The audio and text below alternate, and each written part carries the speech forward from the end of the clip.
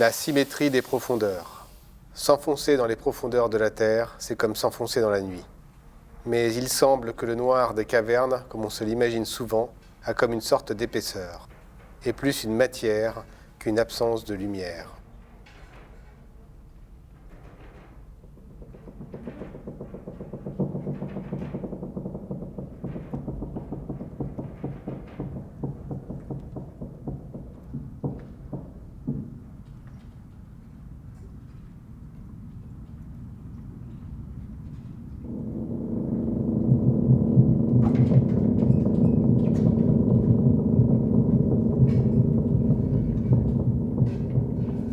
Lors de mon retour aux États-Unis, il y a quelques mois, après l'extraordinaire série d'aventures dans les mers du Sud et ailleurs, dont je donne le récit dans les pages suivantes, le hasard me fit faire la connaissance de plusieurs gentlemen de Richmond, qui, prenant un profond intérêt à tout ce qui se rattache aux parages que j'ai visités, me pressaient incessamment et me faisaient un devoir de livrer ma relation au public. Les incidents racontés se trouvaient d'une nature si positivement merveilleuse que mes assertions n'ayant nécessairement d'autre support qu'elles-mêmes, je ne pouvais espérer de créance que de ma famille et chez ceux de mes amis qui, dans le cours de la vie, avaient eu occasion de se louer de ma véracité. Mais, selon toute probabilité, le grand public regarderait mes assertions comme un impudent et ingénieux mensonge.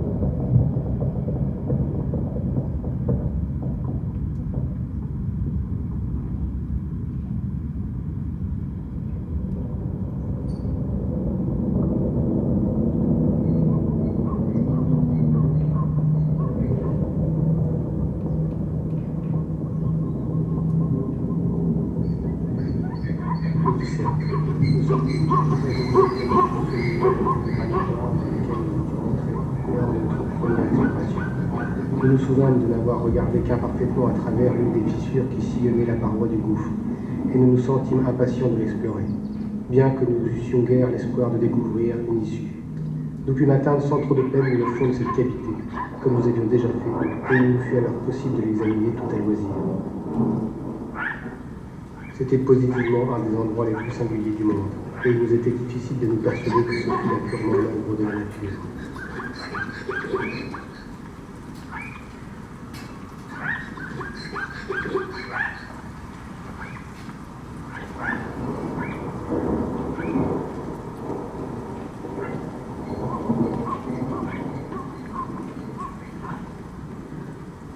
Monsieur P. a donné les dessins des abîmes sans commentaire, et il décide résolument que les entailles trouvées à l'extrémité du gouffre situé le plus à l'est n'ont qu'une ressemblance fantastique avec des caractères alphabétiques. Enfin, et d'une manière positive, qu'elles ne sont pas des caractères.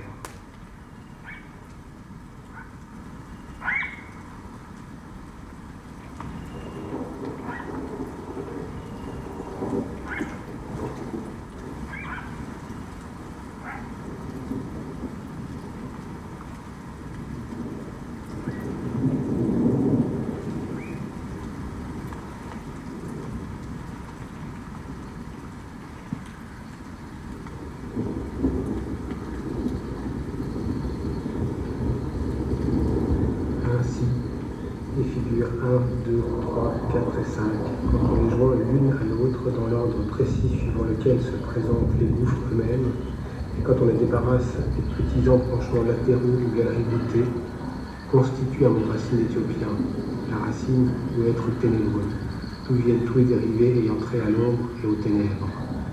Quant à l'entaille placée à gauche et le plus au nord, dans la figure 4, il est plus que probable que l'opinion de Peters était bonne et que son apparence hiéroglyphique était véritablement l'ouvrage de l'art et une représentation intentionnelle de la force humaine.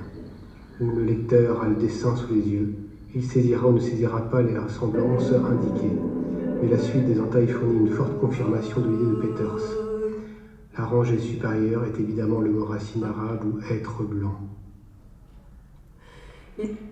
Quand Adam et Ève furent chassés du paradis, dont les portes étaient désormais gardées par deux terribles chérubins munis d'épées de feu, ils s'installèrent dans une grotte. Cette grotte, cette cave devint un lieu de culte où étaient conservés les trésors du paradis, de la myrrhe, de l'encens, de l'or. Le texte syriaque du VIe siècle, la cave du trésor, ne nous dit rien d'autre de la décoration de cette cave. Mais il est possible qu'Adam y laissa une trace de la langue originelle. Selon le savant François Mercure Van Helmont, l'hébreu. C'est dans cette langue qu'Adam aurait nommé les animaux et tout ce qui se trouve dans le siècle. Une langue perdue, seule capable de donner le nom vrai de chaque chose, permettant de connaître sa nature profonde. Adam aurait choisi ces noms conscients qu'une configuration particulière des lèvres, que la voix pouvait refléter sa pensée, sans introduire d'équivoque entre le mot et la chose. Cette configuration du palais des lèvres aurait la forme de l'alphabet hébreu.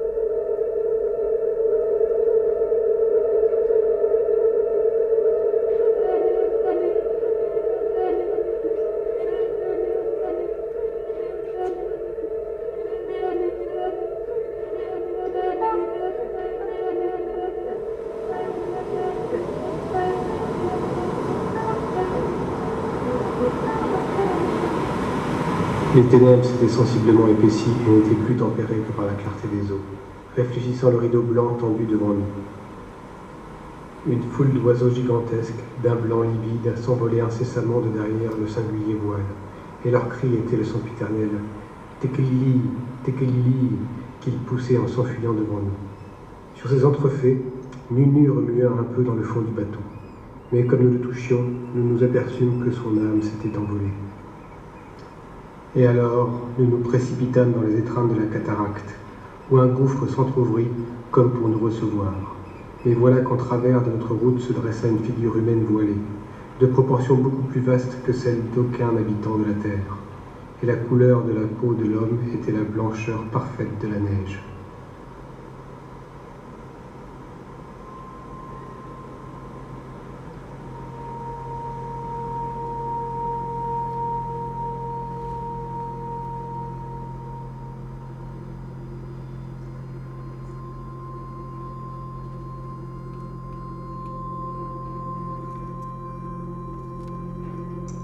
Très curieux, nous traversons une région étrange.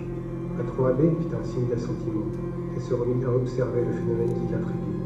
Il nous dit qu'une immense muraille de brume rose montait au zénith. D'abord, cela avait été, sur l'horizon, qu'une brillante nuée. Maintenant, elle couvrait une grande partie du ciel et le bord supérieur avait pris un merveilleux tour de flamme.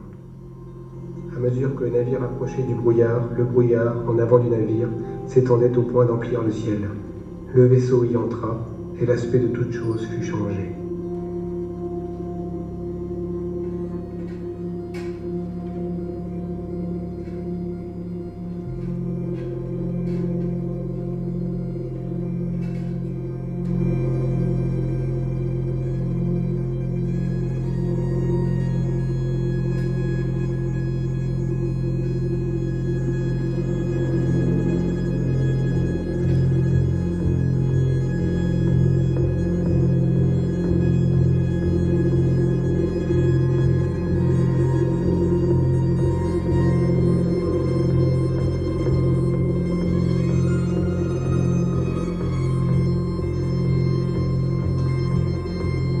Les grandes effilochures roses du brouillard flottaient autour d'eux, estompant et pour ainsi dire transfigurant chaque ligne des agrès et des cordages, de sorte que le vieux bateau semblait un vaisseau de féerie, voguant parmi les prestiges d'un monde inconnu.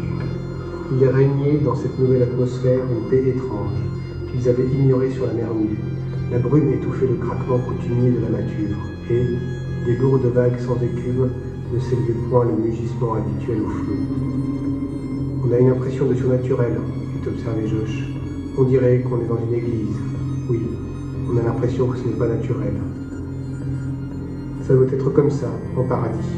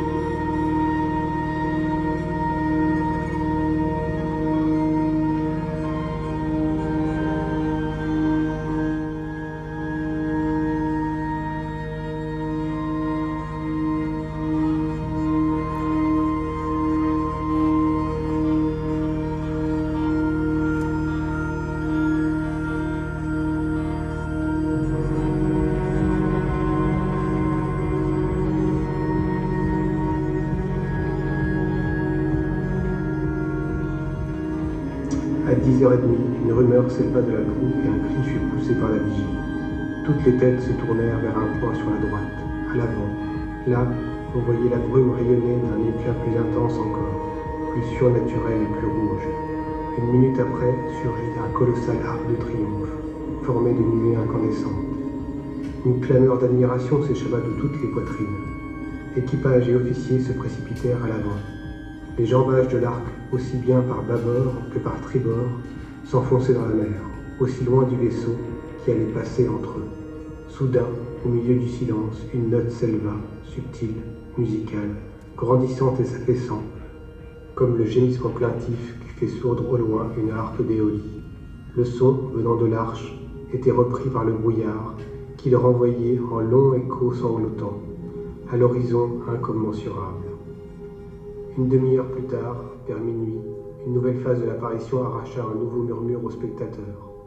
On était encore loin de l'arche, et voici que ce ne fut plus une arche, mais un cône prodigieux, d'un rouge brûlant et sombre, et dont la partie supérieure était noire, sauf l'extrême pointe, qui redevenait du même rouge effrayant.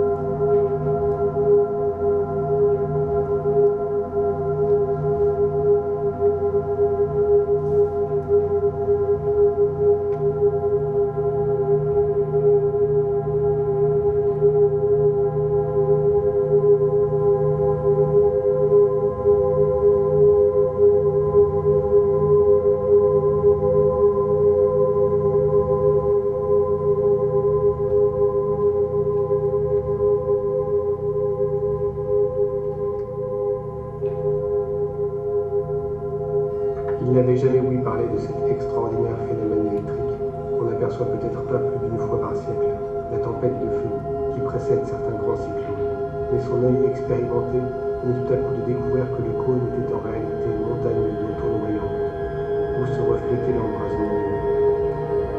Il ne possédait pas la connaissance technique nécessaire pour savoir que le phénomène était dû à un énorme vortex produit par le déplacement de l'air, mais il avait souvent vu se former une trompe marine.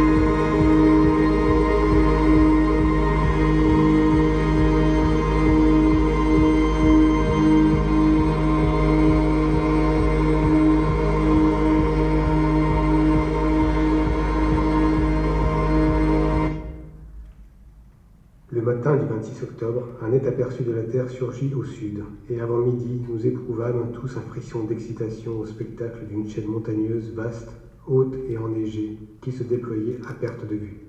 Nous avions enfin rencontré un avant-poste du grand continent inconnu, et son monde occulte de morts glacées.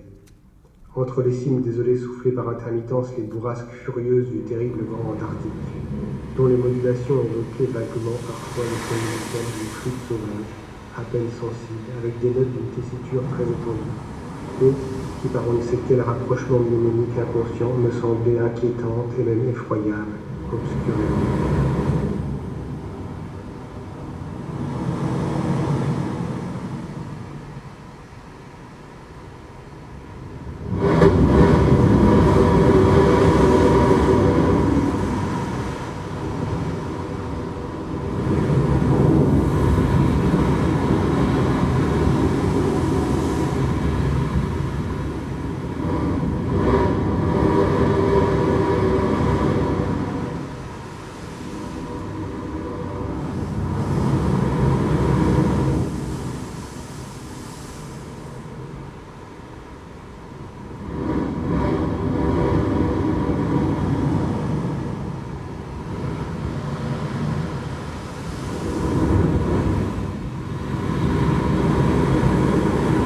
Nous aperçûmes les cônes des monts Erebus et Terror sur l'île de Ross, avec au-delà la longue chaîne des montagnes de Paris.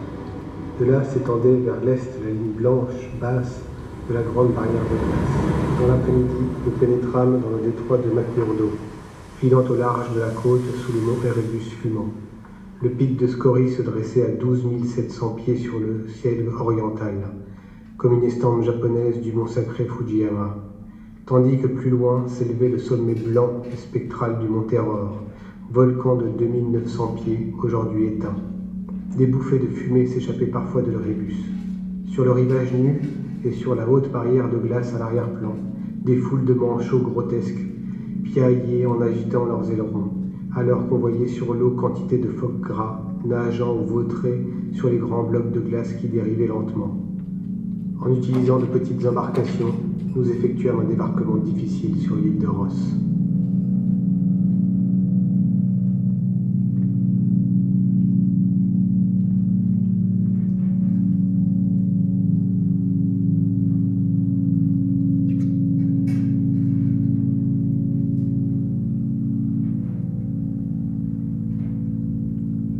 On pouvait se promener sur l'île et suivre, en la contournant, le pied des falaises basaltiques. Aussi le premier soin fut-il de se rendre à la grotte de Fingal. C'est à l'angle du palier que se dressent les piliers extérieurs, groupés contre les parois de la grotte, comme ceux du petit temple de Vesta à Rome, mais juxtaposés. Au pied des marches, la mer, moins calme, sentant déjà les troubles du large, s'élevait et s'abaissait doucement, comme par un effort de respiration. Là se reflétait tout le soubassement du massif, dont l'ombre noirâtre ondulait sous les eaux.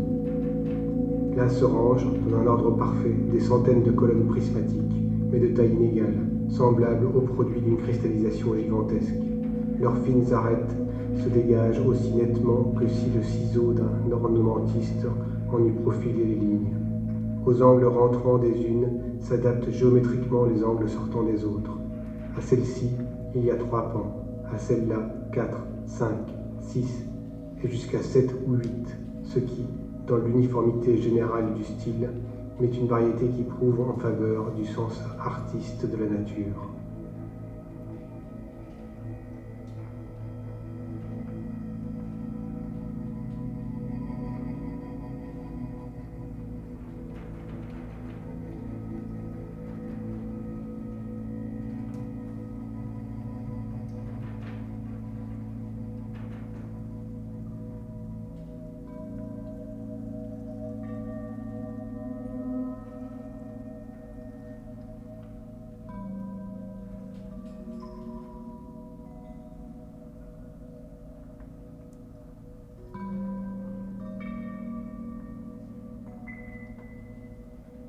La lumière, venue du dehors, se jouait sur tous ses angles à facettes, reprise par l'eau intérieure, réfléchie comme dans un miroir, s'imprégnant aux pierres sous-marines, aux herbes aquatiques, des teintes vertes, rouges, sombres ou jaunes claires.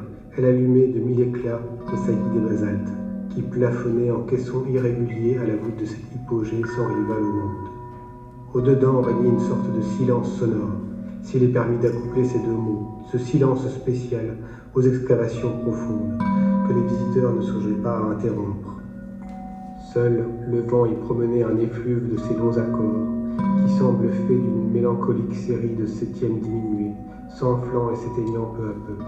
On eût cru entendre, sous son souffle puissant, résonner tous ces prismes comme les languettes d'un énorme harmonica. N'est-ce pas cet effet bizarre que dut le nom d'Annavin, la grotte harmonieuse, ainsi que cette caverne est appelée en langage celtique.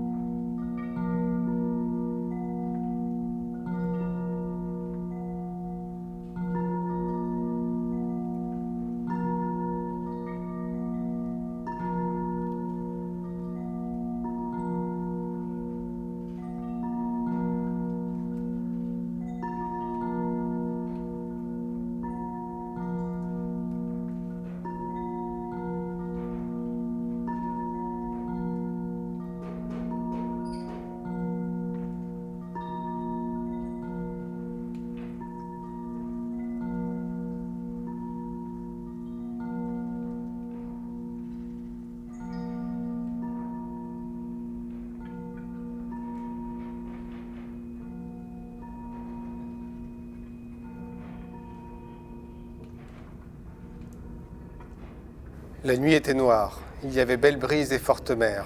Quelques feux de la côte apparurent dans les ténèbres. Plus tard, je ne sais où, un phare à éclat étincela au-dessus des flots.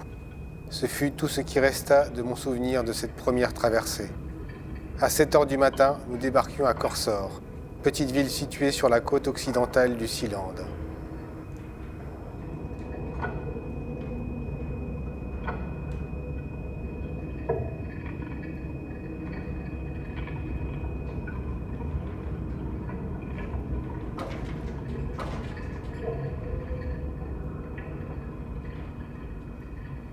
Le 19 juin, pendant 1 mille environ, un terrain de lave s'étendit sous nos pieds.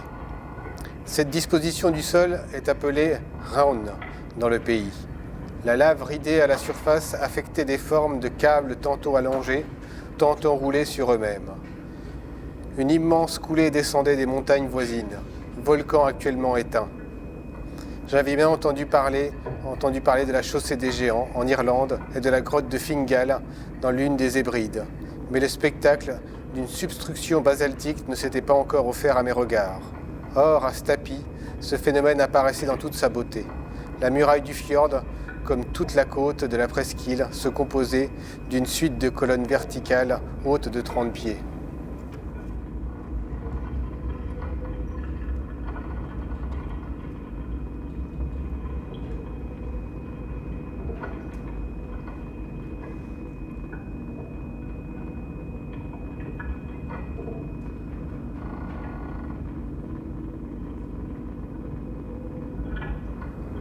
Je passai la nuit suivante en plein cauchemar au milieu d'un volcan, et des profondeurs de la Terre, je me sentis lancé dans les espaces planétaires sous la forme d'une roche éruptive.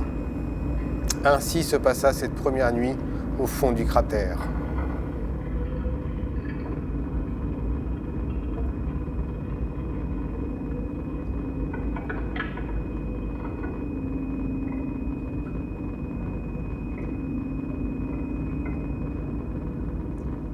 À 8 heures du matin, un rayon vint nous réveiller. Les 1000 facettes de lave des parois le recueillaient à son passage et l'éparpillaient comme une pluie d'étincelles. Les nappes électriques produisaient d'étonnants jeux de lumière sur les nuages très élevés. Des ombres vives se dessinaient à leur volute inférieure et souvent, entre deux couches disjointes, un rayon se glissait jusqu'à nous avec une remarquable intensité. Mais en somme, ce n'était pas le soleil, puisque la chaleur manquait à sa lumière. L'effet était triste et souverainement mélancolique. Au lieu d'un firmament brillant d'étoiles, je sentais par-dessus ces nuages une voûte de granit qui m'écrasait de tout son poids.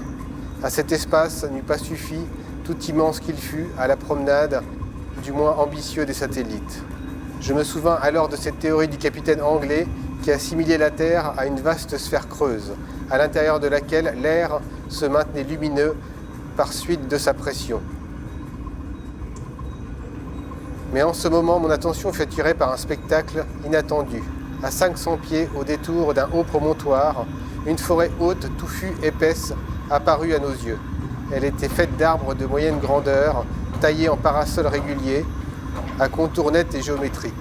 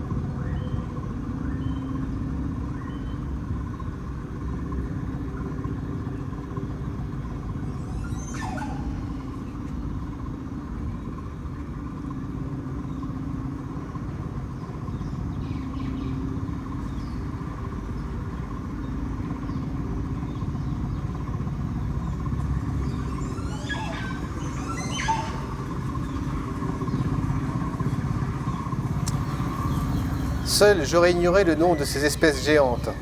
Mais nos savants dessinaient les cèdres, les fromagers, les érythrixyles, toute l'infinie variété d'arbres et de plantes diverses qui ont fait de ce continent le plus gros fournisseur du monde pour les produits d'origine végétale, tandis qu'il en est le moindre pour les produits animaux.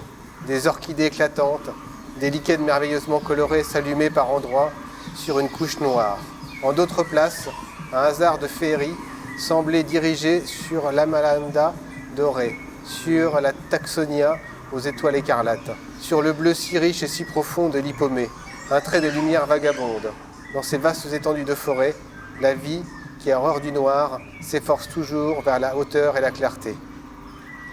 Il n'y a pas jusqu'aux plus petites plantes qui, pour y parvenir, ne demandaient l'appui fraternel des plus grandes, auxquelles elles s'agrafent et s'entortillent. Celles qui grimpent sont monstrueuses, celles qui, ailleurs, n'ont jamais quitté le sol, apprennent ici l'art de monter pour échapper à l'ombre. À l'aube au couchant, les singes hurleurs nous assourdissaient de leurs cris, les perruches de leur caquetage, mais durant les chaudes heures du jour, le ronflement des insectes occupait seules les oreilles, comme un bruit de ressac sur une plage lointaine.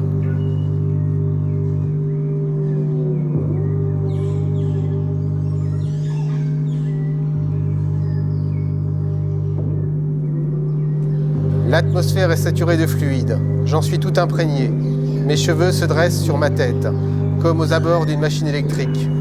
Il me semble que, si mes compagnons me touchaient en ce moment, ils recevraient une commotion violente.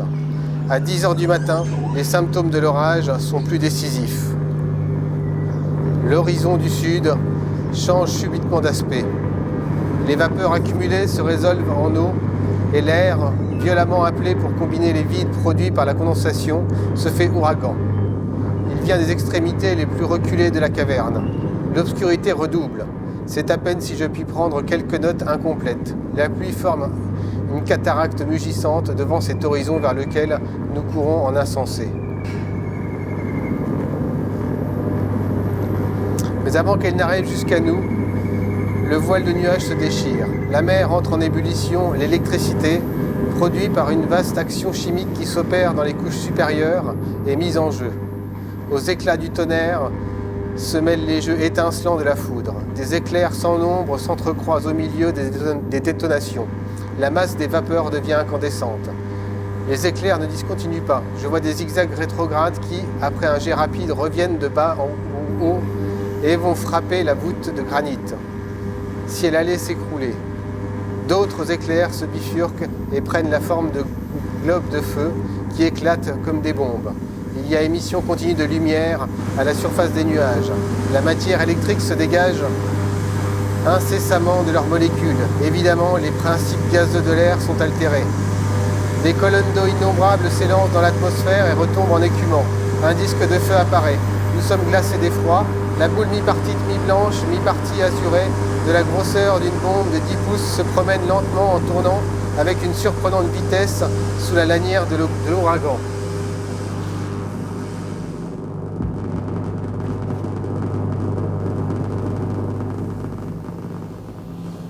Une odeur de gaz nitreux remplit l'atmosphère. Elle pénètre le gosier, les poumons. On étouffe.